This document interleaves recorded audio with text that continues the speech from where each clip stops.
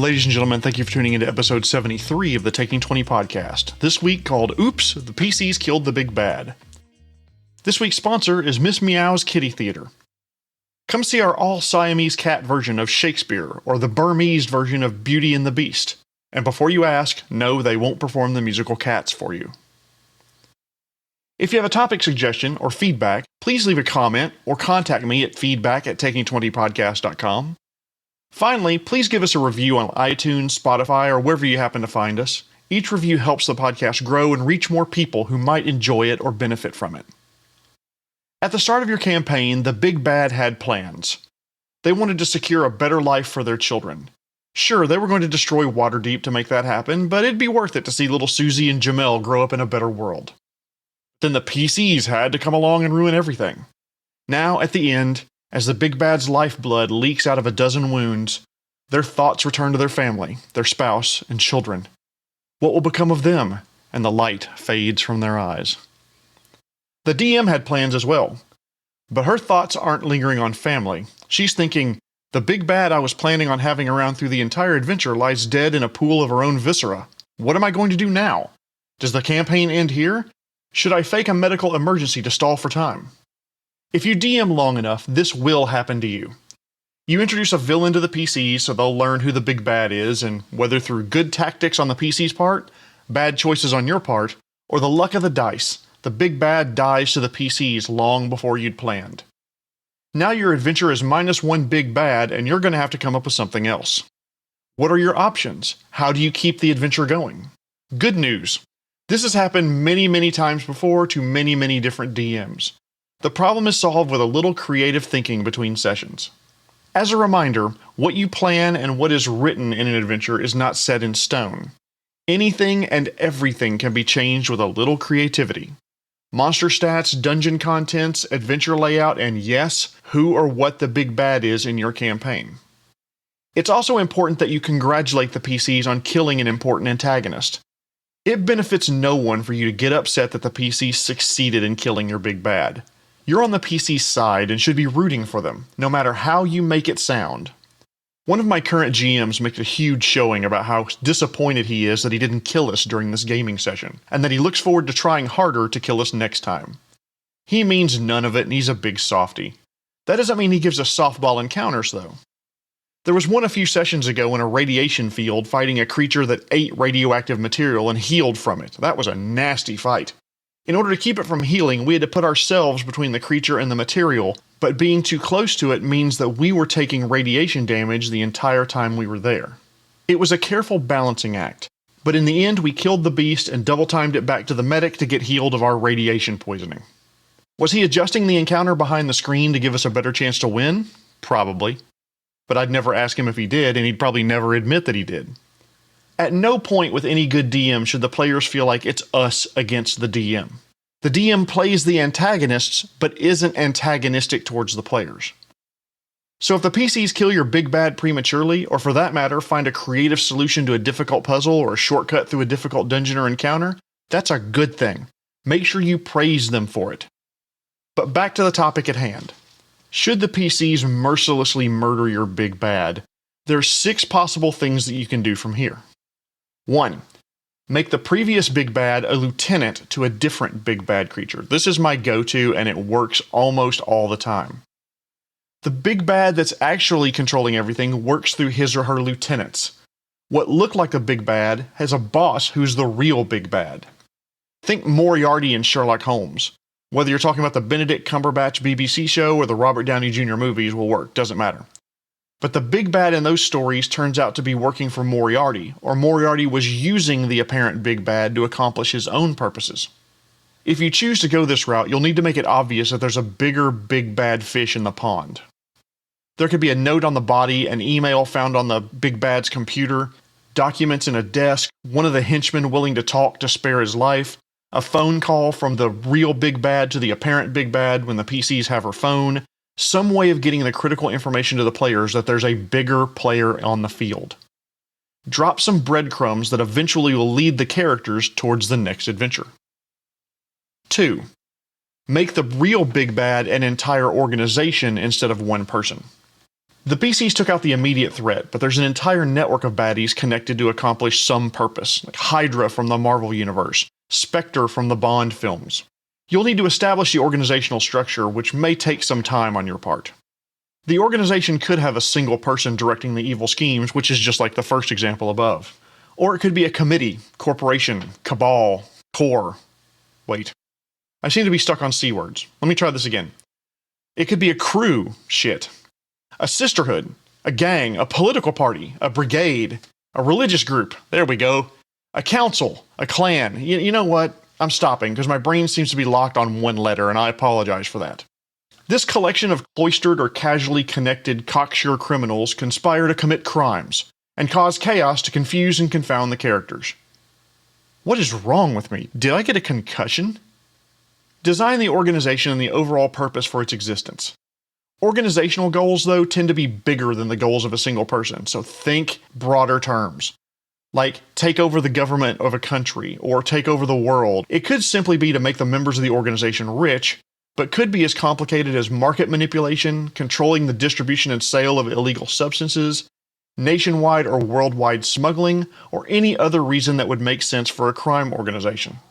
You have to think, how are the PCs interfering with the operations of this organization, and what would the organization do to rid themselves of the PC nuisance? Early on, maybe they're encountering some mid-level lieutenants who are the apparent big bads, and they're trying to make a name for themselves by being the ones who take care of the problem for the controlling committee. As the PCs succeed in destroying these early mini-bosses, more powerful members of the organization will become involved, bringing more powerful and varied resources to bear against the PCs. Lather, rinse, repeat until the PCs are in the boardroom of the committee arresting or killing the controlling members. Option 3. Bring the big bad back because they were reincarnated. In most game systems, reincarnation becomes trivial once you reach a certain level or certain amount of wealth. If your big bad happens to be wealthy or rich or have these resources available to him, why wouldn't he have contingency plans in place to bring him back in the event of his untimely death? He could be brought back by minions who have explicit instructions for the magic and technology that they can use to bring the big bad back. He could be brought back by another organization who want to collect the big bad's secrets or use the big bad's expertise to further their own ends. While he wasn't the big bad, think Shepard from Mass Effect 2. Cerberus brought him back because the elusive man believed that Shepard was the only being in the galaxy capable of stopping the Reaper invasion. Which, by the way, if you haven't played the Mass Effect trilogy, the remastered version just got released on Steam not too long ago. I cannot recommend this trilogy enough.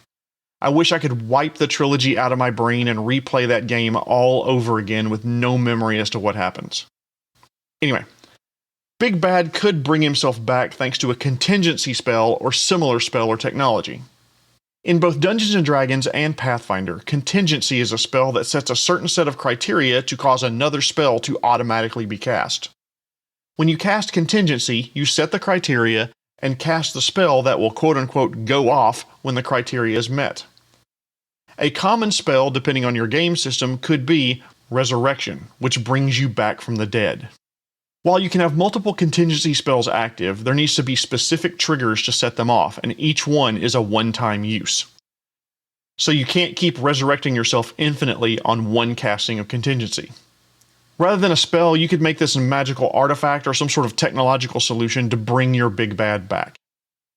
Fourth choice. The PCs only killed a clone, a twin, or an illusion of the big bad. I will admit this is the most overdone storyline in the history of United States daytime soap operas. I didn't cheat on you, that was my evil twin, or that was my clone. That being said, it's still an effective way to keep your big bad around. If you have access to cloning technology, why wouldn't you create a clone to go do your dirty work for you while you see to other parts of your empire? The clone dying can be your, quote, canary in the coal mine for your big bad to let them know that the threat is serious and requires the real big bad's attention. Best practice here, by the way, is to make the clone slightly weaker than the original. 2 reasons. 1, so the clones know who the original is, and 2, so the real big bad can be a challenge for these higher level PCs when they finally confront the real big bad. If it's a twin, the loss of such a close sibling causes the remaining twin to rage out, level up, absorb its life force, become stronger in some way, make it more of a challenge. Finally, if it's an illusion, the fake big bad can fade out laughing at the PCs, telling them that he'll see them again soon. 5. The big bad can come back as an intelligent undead or a lich. Lich would be tough considering the difficulty of becoming a lich to begin with. But you killed Darleth the Destructor, but now it's Mummy Lord Darleth come to enact her revenge. An interesting alternative as far as a story goes is you could make them weaker when they come back, so the big bad has a tragic end. The PCs killed the strong big bad, but a horrifying, scarred, malformed, undead version of the big bad collapses out of the cloning tank, spitting vitriol at the PCs like it's still extremely powerful when it simply isn't anymore, and it's just a sad scene. Do the PCs kill this helpless mass of flesh, which is arguably an evil act? Does the baddie survive and change form or function or purpose? Bringing them back as undead could diversify the pool of minions for the baddie as well, adding legions of undead under their control. Either way, consider the undead angle to keep a big bad around for a little while longer. Option 6. Pivot the adventure to something new. Move on past the big bad you had planned. Make this a shorter storyline than you intended, and pivot the game to a different purpose or goal or area of the world. This keeps the game fresh by not bringing the same big bad over and over and over again. Speaking of which, in general, do not overdo bringing back the big bad. If you keep bringing back the same big bad over and over again, the players will begin to lose interest. What's the point of killing Dr. Kronos since he'll just be back again? Bring him back once or twice and then consider a different big bad or even a completely different direction for your campaign, unless coming back from the dead is his shtick. Then the campaign becomes all about having the PCs come up with a way to take the big bad out without killing him. Now here comes the bonus piece of advice that will keep you out of this whole mess. 7. Keep the PCs from killing your big bad prematurely in the first place. Sounds easy, right? It's just like I once heard skiing described as go that way downhill really fast, and if something gets in your way, turn. Name that movie. You're not going to win anything for it, by the way. I just want to see where my older listeners are at. So how do you keep your big bad from dying? Big bads that are intelligent will prepare like intelligent opponents. They're not going to rush into melee unless that's their thing. You don't see the Green Goblin, the Monarch from Venture Brothers, Lex Luthor, or Howard Saint from Punisher getting into too many fistfights. Smart big bads let their minions and lieutenants risk bodily harm while they stay safely far away from the marauding band of characters trying to bring down their empire. They will take precautions not to put themselves at risk.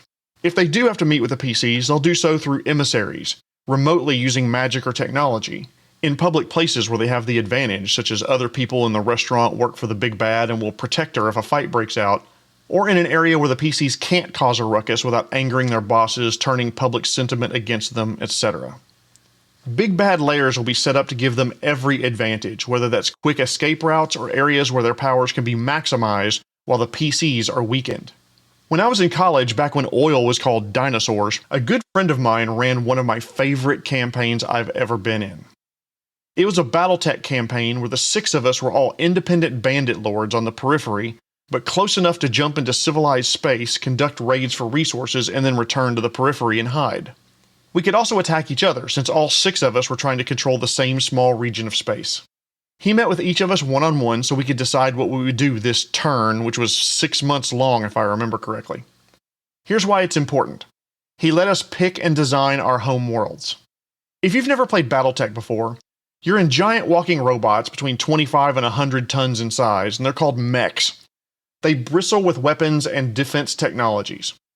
You were constantly balancing your mech's armor weight, which helped you survive the fight, weapons, which help you kill the other guys, and heat generated by your weapons, engine, and jump jets. My homeworld was a hellishly hot trap for invaders, and I designed all of my mechs with fewer weapons than optimal, but loaded up on heat sinks to keep them cool. The first 2 times my friends tried to invade my homeworld, their mechs overheated not long after their legs touched the ground and the opening weapon exchange happened. My frosty mechs would cruise up to the overheated shutdown mechs and take them out before they could cool back down and boot back up. I designed my homeworld to take advantage of my mech's efficient cooling systems. That campaign lasted 2 years, and while I didn't win it, it was a ton of fun. I was too defensive, by the way, and I didn't attack my fellow players enough or interfere enough, and I didn't get enough resources to survive long term. But the point is that your baddies should give themselves every advantage they can. Do they have dark vision where most of the PCs don't? Then why would they light up their home base like a Broadway stage? They'll have snipers on the PCs or their families to ensure the PCs behave during a meeting. They'll poison the ship's atmosphere and give themselves and their allies the antidote, but they'd only give the PCs the antidote after the meeting ends and the baddie walks away safely. Think like a villain who wants to stay alive when confronting these powerful opponents. Second thing you do. The first encounter with the big bad that the PCs have, it's obvious that the big bad is ludicrously more powerful than the PCs. It's the invincible villain trope. This advice will piss a few people off because they hate the thought of having an encounter with something that is just absolutely unwinnable. But in this encounter, if you go this route, evil is too powerful, too well prepared, or too embedded in the system. Horror movies will do this a lot. Jason Voorhees, Freddy Krueger, Candyman, they're just too powerful to defeat until the right allies come along, the right spell is known, or the PCs become powerful enough to defeat the big bad. The first time you see Thanos actually fight in the Marvel Cinematic Universe is when he shows he is stronger and a better fighter than the Hulk. That was an oh shit moment that the Hulk had a hard time dealing with in a later movie. Early on, have your big bad absolutely destroy the PCs in battle or something the PCs hold dear. In D&D terms, the big bad is a 15th level wizard and the PCs are 3rd level at the time. The wizard just wipes the battlefield with the heroes but leaves them alive for some reason. Stay out of my way or worse will happen to you and your families next time. Join me or die. Some reason for the big bad to keep the PCs alive, and the PCs know they're overmatched at this point.